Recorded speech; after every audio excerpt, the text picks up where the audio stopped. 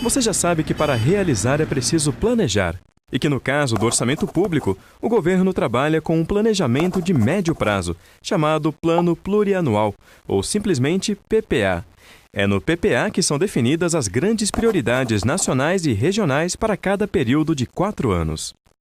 Mas antes de se fazer o orçamento de cada ano, o governo prepara e encaminha para ser discutida no Congresso uma outra lei, chamada Lei de Diretrizes Orçamentárias, conhecida como LDO.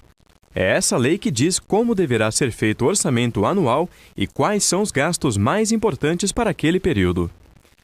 Para entendermos melhor como funciona e para que serve a LDO, vamos ver o exemplo da família do Léo. Há tempos que o seu Almir, o pai do Léo, vem querendo levar toda a família para uma viagem por várias cidades do Brasil.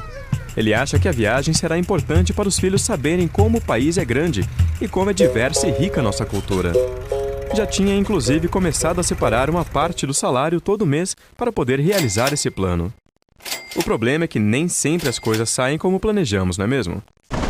Uma noite caiu uma chuva daquelas, de deixar até o gato assustado. Caía tanta água e ventava tanto que uma parte do telhado da casa foi embora. Se não bastasse todo o estrago que a chuva fez dentro de casa, o seu Almir logo percebeu que ia ter que providenciar o conserto do telhado o mais rápido possível. Não dava para esperar a próxima chuva, não é mesmo? Por isso, uma coisa ele sabia. A prioridade agora, na hora de fazer o orçamento de casa, é consertar o telhado. A viagem vai ter que esperar mais um pouco. Mas ele sabe também que tão logo o problema do telhado esteja resolvido, os planos da viagem voltam a ser prioridade. Com o orçamento público é mais ou menos assim. Nós já vimos que no PPA estão as grandes prioridades para um período de 4 anos. Mas esse planejamento precisa ser ajustado a cada ano de acordo com as necessidades e metas do governo para o ano seguinte. É a LDO, portanto, que diz quais são as despesas mais importantes que o governo deve fazer a cada ano. Por isso, podemos dizer que é a LDO que faz a ligação entre o plano estratégico de médio prazo, estabelecido no PPA, com o plano operacional de curto prazo, representado pelo orçamento anual.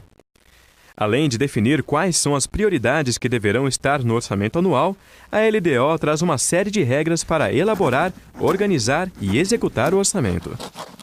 Ela ainda indica, por exemplo, de quanto será o reajuste do salário mínimo e quanto o governo precisa poupar todo ano para pagar sua dívida.